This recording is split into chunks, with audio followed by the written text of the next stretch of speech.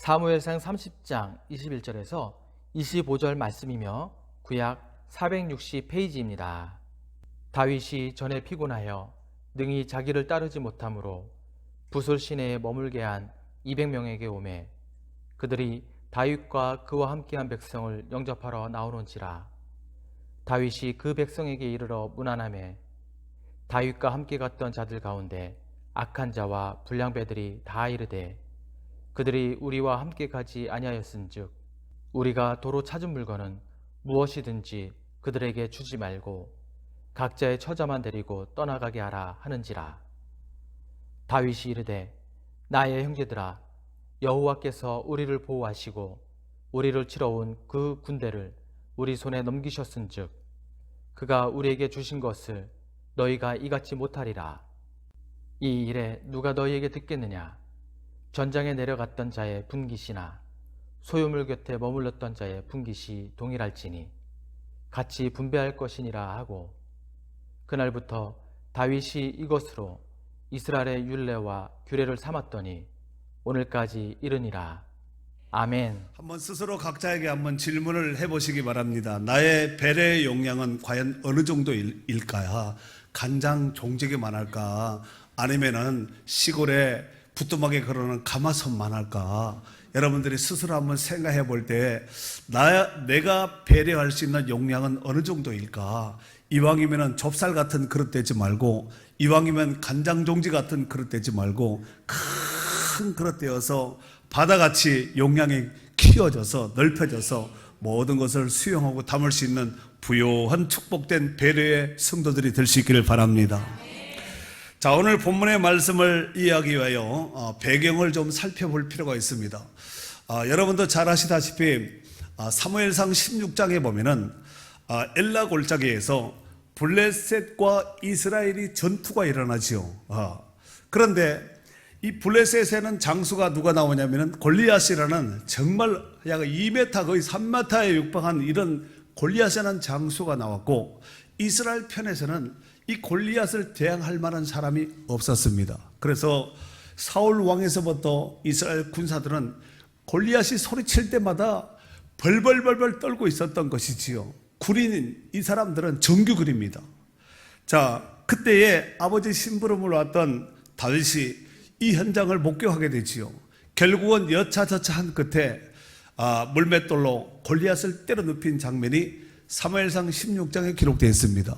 문제는 그 일 이후로 아주 유명한 유행어가 생기게 되었습니다. 그 내용인즉 사울은 천천히요 다윗은 만만히로다.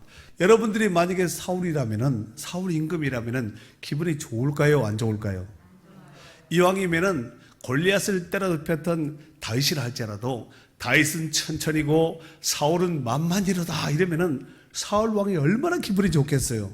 그런데 이 사건, 이 일로 인해서 사울은 완전히 그냥 기분이 잡쳐서 다윗을 죽이기 위해서 혈안이 되어서 틈만 나면은 다윗을 죽이기로 작정을 하면서 쫓아다니는 이런 모습을 우리가 성경을 통해서 보게 됩니다.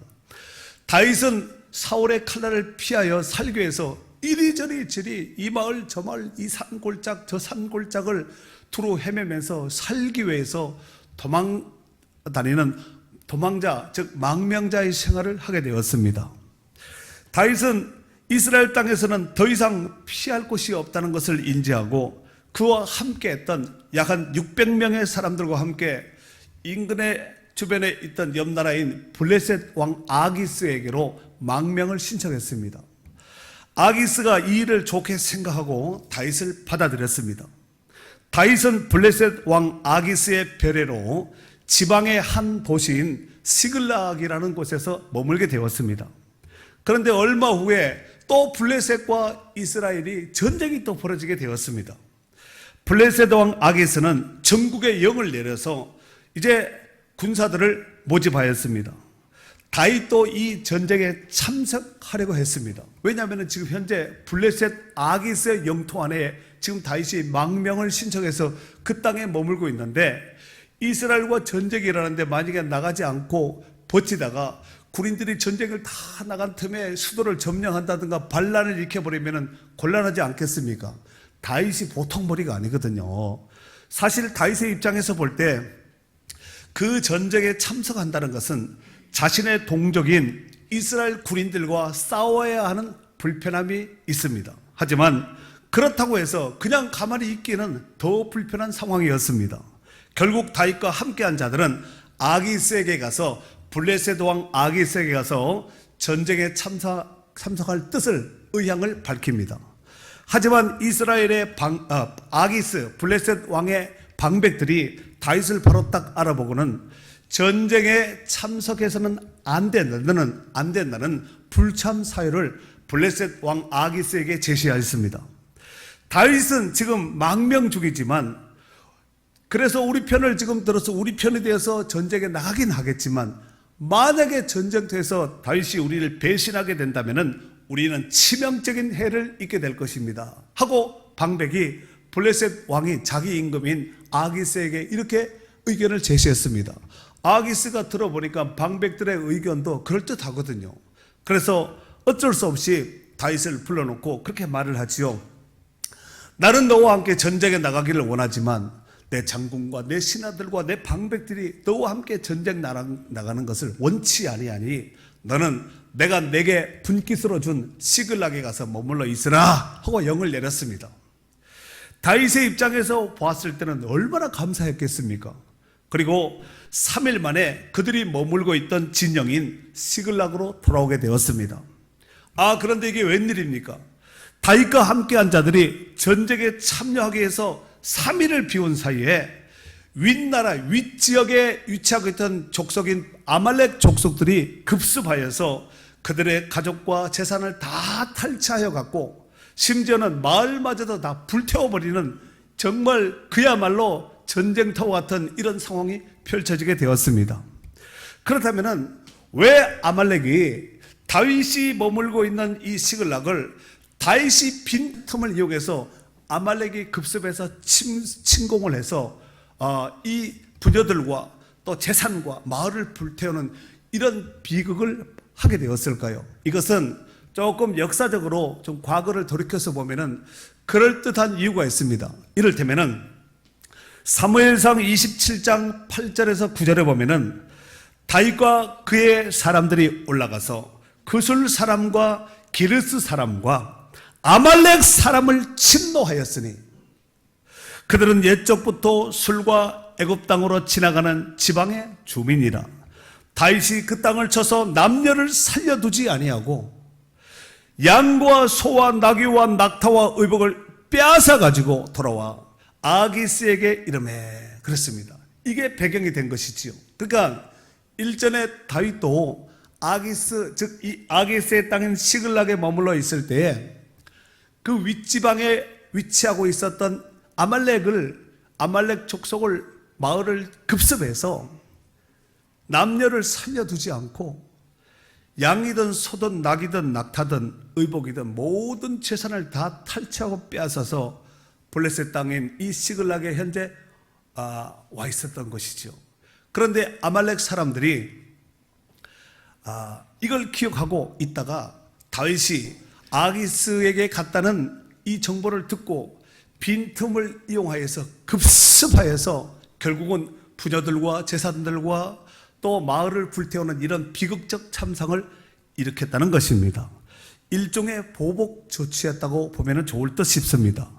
이에 하루아침에 가족과 자신들의 모든 재산을 다 함께 잃었던 자들이 아말렉을 향한 그 원한을 다윗에게 돌려버렸고 다윗을 죽이려고 했습니다. 함께한 600명들이 이것 모든 것을 보니까 다윗 때문에 그런 것이다. 전에 다윗이 아말렉을 쳤으니까 그들이 우리에게 보복한 것이다. 이렇게 생각을 하고 다윗을 돌을 들어서 쳐서 죽이려고 했다는 것입니다. 이에 다급해진 다윗은 하나님께 간절히 기도하였고 하나님의 은혜로 다시 살아나게 되었습니다. 그 후 다윗은 하나님 앞에 다시 기도하면서 물었습니다. 하나님, 내가 이 군대를 아말렉 군사를 지금 추격하게 된다면 과연 따라잡겠습니까? 했더니 하나님께서 뭐라고 다윗에게 응답했냐면은 지금 쫓아가면은 반드시 따라잡고 모든 것을 도로 찾을 것이라. 이와 같이 응답을 해주셨습니다. 이에 다윗은 그와 함께한 600명과 함께 아말렉을 쫓아가다가 피곤하여 뒤처진 200명은 부솔 시내를 건너기 전에 큰 강을 하나 건너야 되는데, 이 강을 600명이 아말렉을 추격해서 쫓아가다가 200명은 뒤처진 거예요. 그래서 할 수 없이 200명 너희는 부솔 시내를 건널지 말고 이곳에서 가족들을 지키고 재산을 지키고 여기 머물러 있으라. 내가 이 남아있는 400명을 데리고 쫓아가서 아말렉과 전쟁하고 전투에서 빼앗겼던 모든 것을 도로 찾아오겠다. 이렇게 약속을 하고 200명을 남겨놓고 400명과 함께 그 전쟁에 참석해서 아말렉을 향해서 추격전이 일어나게 되었다는 것입니다. 그런데 이 400명을 데리고 쫓아갔는데 아말렉 사람들을 부지불식간에 갑자기 급습하여서 모조리 진멸하고 빼앗겼던 모든 것들을 다 찾아왔다는 것입니다. 자, 이쯤에서 우리 한번 성경을 한번 돌아가서 성경을 확인하도록 하겠습니다. 자, 우리 한번 지금 오늘 본문은 21절서부터지요. 자, 18절에 보면은 여러분 눈으로 보시면 됩니다. 18절 하반절에 중하반절에 보니까 모든 것을 도로 찾고 그의 두 아내를 구원하였고, 그러니까 도로 찾고 구원하였고, 그 다음에 19절 하반절 모두 다윗이 도로 찾아왔고, 그 다음에 20절 상반절 다윗이 또 양떼와 소떼를 다 되찾았더니 그랬습니다. 정리하면은 도로 찾고 구원하고 찾아왔고 되찾고 이런 역사를 했다는 거예요. 아멘. 오늘 말씀을 듣는 모든 분들도 예수 그리스도 안에서 사단에게 빼앗겼던 모든 도둑맞고 빼앗겼고 잃었던 모든 것들이 도로 찾고 크게 아멘, 회복하고 되찾는 역사가 있기를 주의 이름으로 축원합니다.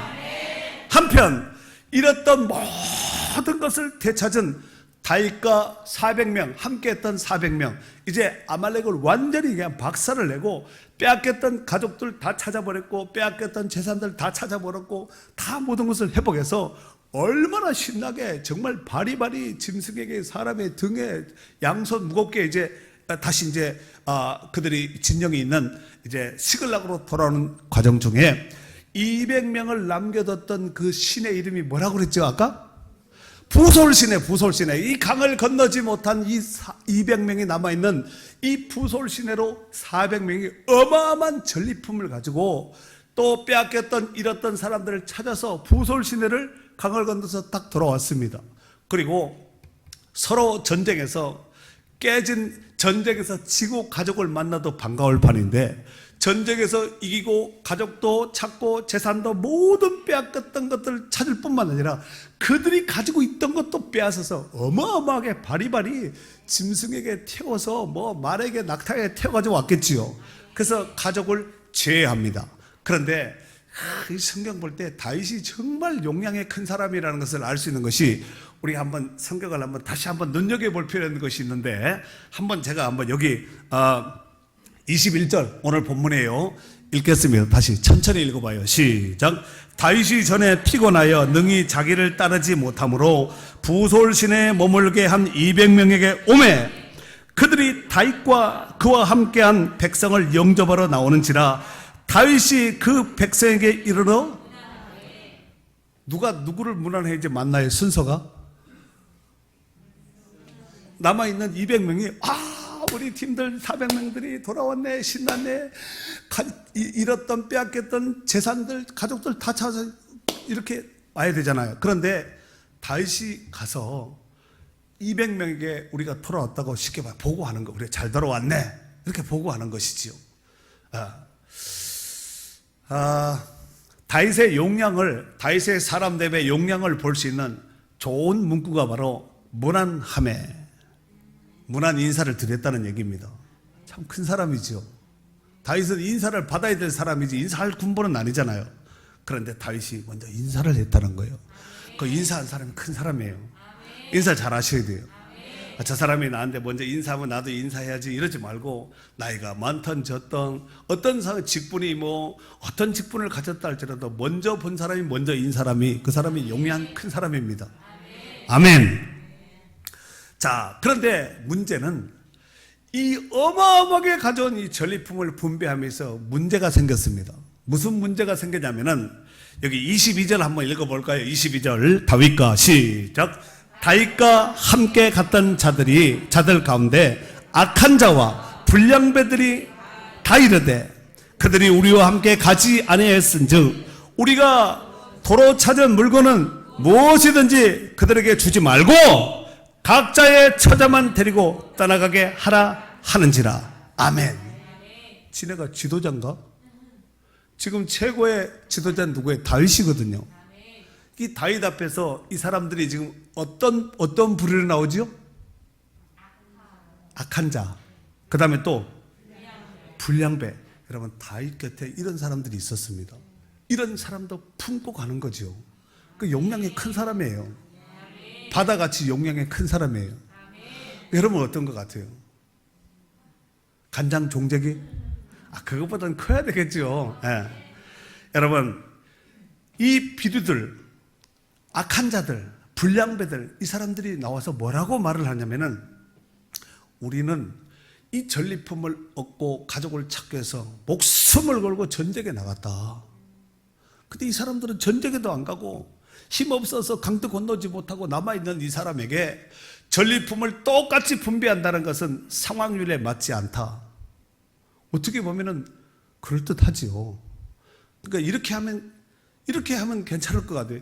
전쟁에 나간 사람들이 3분의 2, 그 다음에 전쟁에 안 나가고 남아있는 사람은 3분의 1. 감사하잖아요. 안 감사하겠어요? 안 주는 것보다 낫잖아요. 그런데 이 악한 자들과 불량배들은 하나도 주지 말고 그들의 가족만 돌려보내고 모든 전리품은 우리가 다 딱 하고 in my pocket 해야 된다는 것이죠. 이렇게 말한 것입니다. 이 이야기를 다 듣고 난 다윗이 곰곰하게 생각을 했겠지요. 그리고 이 문제를 해결하기 위해서 이렇게 제안을 합니다. 그 다음에 23절 24절 읽겠습니다. 시작.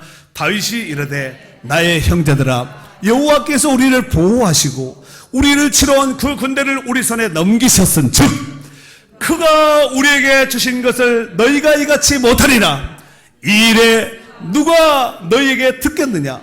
전장에 내려갔던 자의 분깃이나 소유물 곁에 머물렀던 자의 분깃이 동일할지니 같이 분배할 것이니라 하고. 아멘.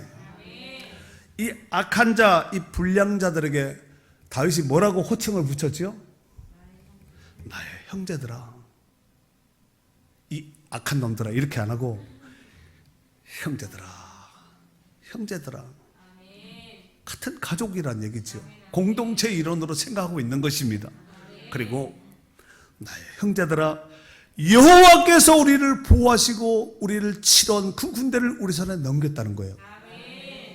그 지네들이 전쟁을 잘하고 전술과 병법이 뛰어나서 우리가 이긴 것이 아니라 하나님께서 우리 편에 대해서 싸웠기 때문에 우리가 이겼다는 거죠. 전쟁에 참석했던 자의 분깃이나 소유물 곁에 머물렀던 자의 분깃이나 어떻게 할지니 동일할 동일할지니 같이 나누자. 그 얘기한 거예요. 다윗이 이와 같이 공정한 분배를 제안한 것은 두 가지 이유 때문에 그렇습니다. 첫 번째로 승리하게 한 그 주체자가 자기에게 있지 않고 하나님께 있다고, 하나님이 함께 하셨기 때문에, 하나님이 도와주셨기 때문에 우리가 이겼다는 거예요. 그들이 아말렉을 추격하며 전쟁하였을 때 하나님의 절대적인 도우심이 없었다면 추격 자체도 불가능했으리라 생각됩니다. 그럴 수밖에 없잖아요. 왜 그러냐면은 지금 이들은 추격 전에 지금 이미 시글락에서 블레셋동 아기스가 있었던 수도 도성까지 갔다가 3일 만에 내려온 거거든요. 그러니까 갔다가 내려온 거예요. 그러니까 먼 길을 행차하고 돌아온 상태인데 돌아오자마자 바로 갔거든요. 쉴 틈도 없이. 하루 좀 쉬고 워밍업 한 다음에 가자가 아니라 바로 추격했습니다. 얼마나 피곤했겠어요. 이 피곤한 이 군사들이 다윗의 명령에 순종해서 지금 가야 된다. 빨리 추격해야 된다. 더 멀리 가기 전에 추격을 해야 된다 하고 따라 붙였던 것이죠. 결국 그로 인해서 다 찾고 되찾고 되돌아오고 구원하였다는 것입니다. 이것이 바로 자기네들이 한 것 같지만, 우리가 한 것 같지만 하나님이 도우셨고 하나님이 우리 손에 넘겨주셨다고 고백하고 있는 거예요. 더욱이 이 다윗이 이와 같이 고백한 것은 다윗의 신앙관을, 다윗의 믿음을 잘 보여주는 대목이라고 생각됩니다. 사랑하는 성도 여러분, 우리가 광야 같은 인생사를 살아감에 있어서 마치 총칼 들지 않은 전쟁을 하는 것과 똑같습니다. 쉽게 말해서 먹고 살고 학교 가서 공부하고 이 생존 경쟁이 치열한 이 사회 속에서 살아가는 것이 마치 총칼 들지 않은 전쟁을 하는 것과 똑같으니까요. 인생의 수많은 전쟁과 같은 삶 속에서 승리할 수 있었던 결정적인 요인이 하나님이 함께 하셔야 됩니다. 다윗에게 함께 하신 하나님이 함께 하면은 우리도 승리할 수 있습니다. 이 은혜를 잊지 않는 것이 믿음이요, 이 은혜를 잊지 않는 것이 진정한 신앙인 줄로 믿습니다. 그 다음 두 번째로, 다윗이 왜 공정한 분배를 제시한 두 번째 이유, 다윗은 전리품을 분배함에 있어서 하나님 말씀대로 순종했습니다. 고대 시대에 전쟁에서 승리할 경우에는 그 전쟁에 참여한 군사들이 전리품을 나누어 갖는 것이 일반적인 관례입니다. 지금 아까 비류들, 이 불량자들이 일반적인 관례를 들어서 그렇게 말한 것은 당연합니다. 그러나 다윗은 전리품을 분배함에 있어서 전쟁에 직접 참여하지 않는 자들까지도 그 분배를 공정하게, 공평하게 분배함으로써 전리품에 같이 나눌 수 있도록 참여를 시킨 것입니다. 다윗이 이렇게 한 이유는 이미 모세 율법에도 그렇게 명시하였기 때문에 그렇습니다. 이를테면 민수기 31장 27절에 보면은 그 얻은 물건을 반분하여서 전체 가운데서 반을 똑 나눠서 절반은 전쟁에 나갔던 군인들에게 주고 절반은 회중에게 주고, 이게 성경에 이미 모세 율법에도 기록이 되어 있다니까요. 그러니까 전쟁에 안 나갔다고 아무것도 없는 것이 아니라 안 나가고 남아있던 자들에게 분깃을 줬다는 얘기예요. 쉽게 말해서 한번 교회에 한번 적용을 한번 시켜볼까요? 전도 특공대가 되어서 호떡도 굽고 지금이 안 굽지만 전도의 현장에 나가서 또 봉사의 현장에서 열심히 가서 봉사한 사람이 상급이 크죠. 그런데 남아서 기도하고 그들이 일 잘할 수 있도록 생수 갖다 주고 수박 잘라주고 아이스크림 갖다 주고 후방 지원한 사람에게도 상이 있다니까요. 현장에 나간 사람도 상이 있고, 뒤에서 내가 다 현장에 나갈 수 있는 형편은 아니잖아요. 그러니까 남아서 기도하고 마음으로 축복하고 뒤에서 지치지 않도록 후방 지원한 이분들에게도 상이 있다는 거예요. 결국 이 일로 인해서, 이 사건으로 인해서 새로운 법이 하나 만들어졌으니 바로 25절인데, 자 25절 읽겠습니다. 시작. 그날부터 다윗이 이것으로 이스라엘의 율례와 규례를 삼았더니 오늘까지 이르니라. 아멘. 그날서부터 새로운 법이 하나 만들어졌습니다. 우리가 어떤 사건, 어떤 일들이 터지면 새로운 법이 하나 만들어지죠. 그래서 민식이법 같은 거 이런 거 만들어지잖아요. 그잖아요. 그 사건이, 그런 일들이 발생되지 않으면 그런 법이 만들어지지 않습니다. 그런데 이 일로 인해서 새로운 법이 하나 만들어졌으니 이스라엘의 율례와 규례를 삼았더니 오늘까지 이르니라. 그러니까 그때 있었던 그 사건 한 번으로 단회적으로 끝난 사건이 아니라 지금까지 계속해서 규례가 되어서, 하여튼 전쟁 나서 전리품 얻은 것은 전쟁에 나갔던 사람들도 반, 남아서 뒷바라지 했던 사람도 반 해서 반분하는, 반토막 나누는 이런 규례가 이스라엘의 규례 가운데 지금까지 전해 내려오고 있는 전설의 고향 같은 이야기였습니다. 네. 이해가 되시죠? 저는 이런 모습을 보면서 다윗은 정말 믿음이 좋은 사람이다. 다시 한번 제가 이 성경을 보면서 연구하면서 깨닫게 되었습니다. 다윗은 어떤 상황 속에서도 하나님을 먼저 생각했던 사람입니다. 오늘 본문과 같이 이 시글락에 다시 돌아왔을 때 모든 것을 다 빼앗기고 잃고 불태워버린 이런 상황 속에서 함께 전쟁에 같이 나갔던 사람들이 그 아기스, 블레셋 아기스에게 우리가 이스라엘 치러 가겠습니다. 함께 전쟁에 같이 나갔던 이 사람들이 이 되어진 상황들, 가족을 잃고 자기의 재산을 잃고 마을이 불타는 이런 모습 앞에서 이런 다윗을 죽여버려야 되겠다 이랬다니까요. 그런 상황 속에서 다윗이 하나님 앞에 기도하고 하나님을 의지했다는 거예요. 그리고 그 담을 뛰어넘은 거예요. 여러분, 사람이 어려울 때 하나님 의지하는 거 그럴 수 있습니다. 믿는 성도들 같으면 더욱더 그럴 수 있습니다. 문제는 어려울 때는 하나님 앞에 기도하고 찾고 하는데 문제는 등 따시고 배부를 때가 문제입니다. 이 등 따시고 배부를 때, 다시 말해서 전쟁이 없는 태평성대를 누리는 이 상황 속에서 하나님을 먼저 생각한다는 것은 이건 쉽지가 않아요. 어려울 때는 하나님 도와주세요, 도와주세요 막 이렇게 하지만 등 따시고 배부를 때, 모든 것이 평통하고 잘 나갈 때, 이때 하나님을 먼저 생각하는 것은 쉽지가 않다니까요. 사무엘하 7장 2절에 보면은 다윗이 태평성대를 만났습니다. 땅도 넓고 다윗을 이스라엘 다윗 시대는 공격하고 감히 함부로 하는 자가 이스라엘 시대에 가장 땅덩어리 넓게 가졌던 그 시기가 다윗과 솔로몬 시대거든요.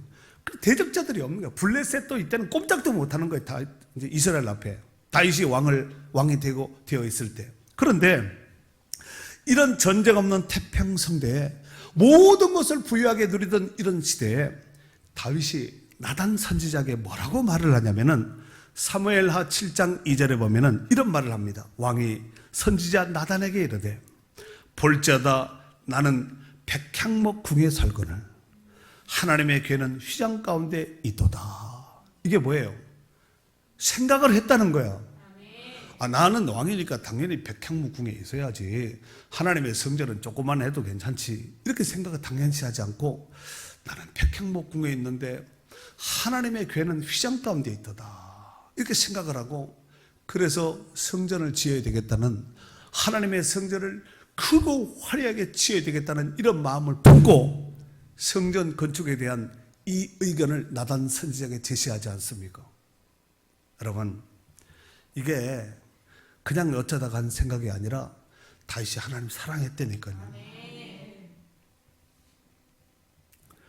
그리고 다윗은 이해심과 배려가 큰 사람이란 것을 제가 다시 한번 성경을 보면서 다시 묵상하였습니다.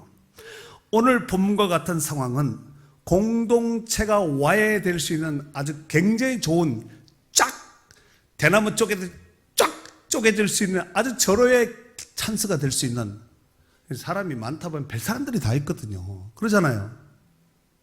가족끼리도 안 맞아서 막 치고받고 하는데 사람들이 많으면 의견이 가지각색이거든요. 그래서 4분 5열로 막 갈라지고 쪼개지고 나눠지고 막 튀겨지고 막 터지고 막 이런 일이 발생되거든요. 그런데 이런 공동체의 분쟁의 요소, 분열될 수 있는 이런 소지가 있었음에도 불구하고 다윗은 마음을 넓혀서 모두를 품고 안고 갔던 배려의 사람이었다는 것입니다. 이러보건대 마음이 넓은 사람이 진정 큰 사람인 것 같아요. 좀 몸은 아담 사이즈라 할지라도 이 안에 막 마음이 좀 커야 될 것 같아요. 따라해, 좁쌀 되지 말고 이왕이면 큰 사발 먹는 큰 인꾼 됩시다.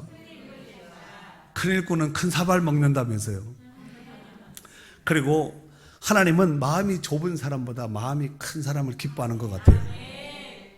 왜 그러냐면은 사무엘상 4장 29절에서 30절에 보면은 하나님이 솔로몬에게 지혜와 총명을 심히 많이 주고 또 넓은 마음을 주시되 바닷가의 모래같이 하시니 솔로몬의 지혜가 동쪽 모든 사람의 지혜와 애굽의 모든 지혜보다 뛰어난지라 그랬어요. 솔로몬에게 지혜와 총명을 심히 많이 주고 또 준 것이 넓은 마음을 줬다는 거예요. 저는 이거 기도합니다. 하나님 나한테도 좀 솔로몬에게 줬던 이런 넓은 마음, 좁쌀 같은 마음 주지 말고 내 안에 좁쌀 같은 마음을 작살내버리고 아주 볶아서 튀겨버려서 아주 콩가루 내서 하나님 넓은 그릇으로 만들어 주시옵소서. 제가 한두 번 기도한 거 아니에요. 또 사도행전 13장 22절에 보면은 이런 말씀이 있어. 패하시고 다윗을 왕으로 세우시고 증언하여 이르시되 내가 이새 아들 다윗을 만나니 내 마음에 맞는 사람이라 내 뜻을 다 이루리라 그랬어요. 하나님이 다윗을 봤을 때 내 마음에 쏙 드는 사람이라는 거예요. 여러분은 여러분 마음에 쏙 드는 사람이 있어요, 없어요? 여러분은 여러분의 자신이 마음에 쏙 들어요, 안 들어요? 아, 자기도 자기 마음에 안 들 때가 있거든, 막. 자기 스스로 막 화날 때도 있거든요. 그런데 하나님이 다윗을 보니까 마음에 쏙 드는 거예요. 저는 하나님께서 다윗을 일컬어 왜 하나님이 다윗을 일컬어서 내 마음에 맞는 사람이라고 할까? 내 마음에 쏙 드는 사람이라고 했을까? 하는 말씀이 오늘 본문의 말씀을 이 분배하는 뭐 다른 것도 많지만 분배하는 이 모습을 보면서 야, 그래서 하나님이 다윗을 이렇게 이뻐하셨구나. 더욱이 이러한 이해와 배려가 큰 다윗이 있었기에 다윗과 함께 한 자들도 직간접적인 영향력을 받았으리라 생각됩니다. 그럼 왕대밭에 왕대 난다는 얘기 들어보셨죠? 갈대밭에 갈대 나고 왕대밭에 왕대 나고. 그러니까 그런 사람이 있으면은 그를 바라보면서 본받는 사람들이 있다는 것이죠. 있겠어요, 없겠어요? 있지요. 그래서 그 모습을 보면서 좁쌀 같은 마음들, 정말 이게 막 정말 깨알 같은 이런 마음들이 내가 잘못 생각했구나. 이러면 안 되지. 왜 나한테는 저런 마음이 없을까 하면서 아마 스스로 자숙하고 이런 사람들도 많이 있었으리라 생각돼요. 그죠? 한 번은 또 이스라엘과 블레셋이 또 전쟁을 하는 거. 이 이스라엘 역사에 보면은 이스라엘과 블레셋은 아주 진짜 가까이 하기에 너무 먼 당신인 것 같아요. 정말 너무 싸우는 거야. 가까이 있으니까, 인접하고 있으니까. 그런데 이 블레셋하고 이스라엘이 또 싸움을 이제 벌어지게 되었는데 다윗이 전쟁 중에 초기겠지요. 그런데 블레셋이 강력하게 이렇게 몰아닥치니까 다윗의 고향이 어디냐면은 베들레헴입니다. 아시죠? 유대 땅 베들레헴인데 이 블레셋이 다윗의 고향인 베들레헴을 점령하고 일시 동안 점령하고 있었던 이런 시기가 있었습니다. 지금 전쟁 중이에요. 그런데 어느 날 다윗이 전쟁 중에 속으로 아주 나지막하게 이렇게 탄식하면서 말했습니다. 고향 땅에 내 고향 땅 베들레헴에 우물물 한 잔 마셨으면 좋겠네. 그런 거예요. 그랬더니 이것을 마음을 읽고 있던 옆에 있는 새 장수가 그 자리에서 쫓아가 가지고 블레셋 군인들이 지키고 있는 블레셋 그 베들레헴을 치고 들어가서 물을 길러 가지고 담아서 다윗에게 가지고 온 거예요. 그들이 그렇게 한 것은, 그 장수들이 그렇게 한 이유는 다윗을 배려한 겁니다. 얼마나 고향이 그리웠으면 저렇게 할까. 여러분, 다윗 곁에 물이 없었겠습니까? 근데 물도 물 나르잖아요. 고향 물하고 그냥 물은 다르잖아요. 왕이시여, 고향 베들레헴의 우물물입니다. 갖다 바쳤더니 다윗을 보고 얼마나 놀랐겠어요.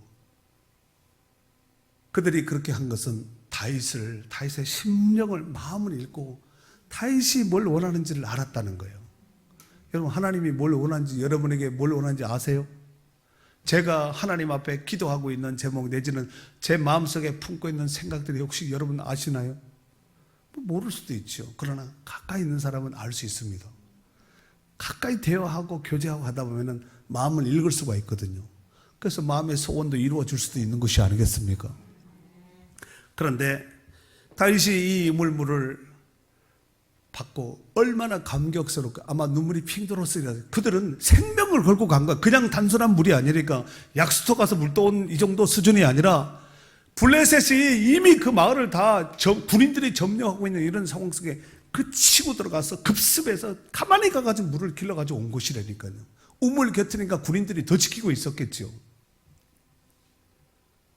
그런데 그토록 마시고 싶었던 그리워했던 그 물이 손에 딱 잡혔는데 이 물을 마시지 않고 하나님 앞에 부어드렸습니다. 그리고 다시는 이런 것을 생각도 하지 않겠다고 다짐을 합니다.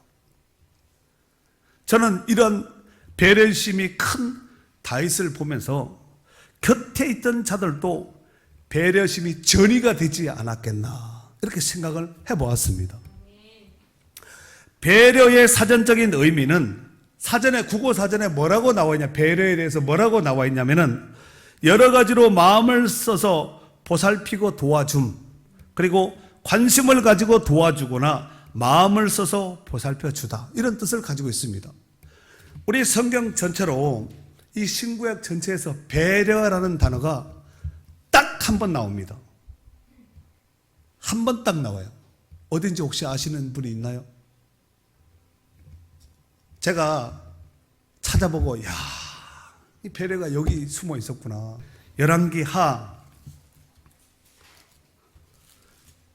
4장 13절 읽어봐요. 시작. 엘리사가 자기 사안에게 이르되 너는 그에게 이르라. 내가 이같이 우리를 위하여 세심한 배려를 하는도다. 아멘. 세심한 배려를 하는도다. 지금 수넴 여인에게 엘리사가 얘기한 것이거든요. 이 배려라는 이 말은 히브리 말로 하라드라는 단어를 쓰는데 뜻은 세심하게 배려하다, 진동하다, 놀라다, 두렵게 하다, 이런 뜻을 가지고 있습니다. 그러니까 이 배려는 보는 이로 하여금 진동이 되게 막 전율이 느껴지게 놀라게 할 정도로, 때로는 두렵게 할 정도로, 여기까지 이 사람이 이렇게 배려를 하는 거예요. 그것이 배려인 줄 알면 얼마나 감사하겠어요. 옛날에 기어다니는 안진뱅이가 있었습니다. 안진뱅이가 걷지 못하니까 기어다니잖아. 추운 겨울 밤이면 얼어 죽지 않으려고 남의 집 꿀뚝 밑에 앉아 꿀뚝을 끌어안고 밤을 보내고, 낮에는 장태 돌아다니면서 빌어먹으면서 사는 거죠. 그러던 어느 날 장태에서 국어라는 소경을 만났습니다. 동병상련의 아픔이 있었기에 두 사람은 서로 끌어안고 같이 울면서 우리 같이 협업해서 같이 살자, 이렇게 다짐을 하고, 안진뱅이는 소경에게 자기를 업으면 자기 길을 안내하겠다고 이렇게 하고 서로 이제 협업을 하는 거지요. 그로 인해서 소경이 안진뱅이를 얻고 장터에 나타나면은 서로 돕는 모습이 너무나도 보기 좋아서 사람들이 막 후하게 이렇게 동양도 하고 도와주는 거지요. 그 후 보는 놈이 똑똑한 놈이라고, 점차 안진뱅이는 맛있는 음식이 딱 생기면은 소경에게는 음식을 조금만 주고 자기가 많이 먹어버린 거예요. 그래서 안진뱅이는 점점 몸이 무거워지고 소경은 점점 약해지게 됐습니다. 그러던 어느 날 두 사람은 시골 논길로 가다가 소경이 다리가 힘이 빠져서 쓰러져 버려서 둘 다 구렁에 처박혀서 죽고 말았다는 것입니다. 단순한 이야기 같지만 우리에게 많은 교훈을 주는 이런 이야기 같습니다. 아무리 똑똑하고 능력이 있다 할지라도 베풀지 않고 혼자만 배불리 치우다 보면은 안진뱅이와 같이 될 수 있다는 사실입니다. 우리는 혼자 사는 존재가 아니라 더불어 함께 같이 사는 존재라는 것을 우리가 꼭 명심해야 됩니다. 이런 글이 있더구만요. 식사 후 적극적으로 밥값을 내는 이는 돈이 많아서 그런 것이 아니라 돈보다 관계를 더 중히 생각하기 때문이고, 일할 때 주도적으로 열심을 내는 이는 바보스러워서 그런 것이 아니라 책임이라는 것을 알기 때문이고, 다툰 후에 먼저 사과하는 이는 잘못해서 그런 것이 아니라 당신을 아끼기 때문이라는 것입니다. 늘 나를 도와주고 나를 도와주고 나에게 위로하는 이는 빚진 것이 있어서 그런 것이 아니라 진정한 친구로 생각하였기 때문에 그렇다는 것입니다. 성경에 보면 예수님이 말씀하신 말씀 중에 황금률이라는 말씀이 있습니다. 그것이 어디에 있냐면은 마태복음 7장 12절에 보면은 그러므로 무엇이든지 남에게 대접을 받고자 하는 대로 너희도 남을 대접하라. 이것이 율법이요 선지자니라 그랬습니다. 사랑하는 성도 여러분, 우리는 오늘 본문의 말씀을 통하여서 배려가 큰 다윗의 모습을 살펴보았습니다. 다윗은 장차 오실 예수 그리스도의 예표 그림자의 사람입니다. 구약의 사람이니까. 그러므로 배려 중에 최고의 배려는 실체인 예수 그리스도의 생명의 배려입니다. 예수님은 죄에 빠진 인생들을 살리기 위해서 십자가에서 처절하게 죽기까지 하시면서 우리를 위해서 생명의 속전을 치르고 배려해 주셨습니다. 사람이 살아감에 있어서 서로 이해하고 배려한다면 해결하지 못할 문제가 어디 있겠습니까? 우리는 이미 하나님의 은혜로 1만 달란트의 빚진 이 빚을 탕감받은 자입니다. 혹시 이런 은혜를 입었는데 100데나리온의 빚진 자의 목을 조아리고 있지는 않은지 우리를 살펴볼 필요가 있습니다.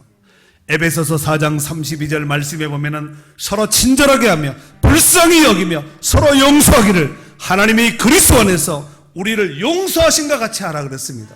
우리가 정말 용서받았다면 용서하지 못할 사람이 없습니다. 우리가 하나님으로부터 큰 은혜의 배려를 입었다면 우리도 배려하면서 사셔야 된다는 얘기입니다. 지금은 너나 할 것 없이 다 같이 어렵고 힘든 시기를 겪고 있습니다. 그러므로 가정이든 직장이든 사회든 국가든 모든 곳에서 그리스도인으로서 이해와 배려의 폭을 좀 더 넓혀서 거룩한 빛과 소금의 사명을 감당하는 저와 여러분이 될 수 있기를 주의 이름으로 축원합니다.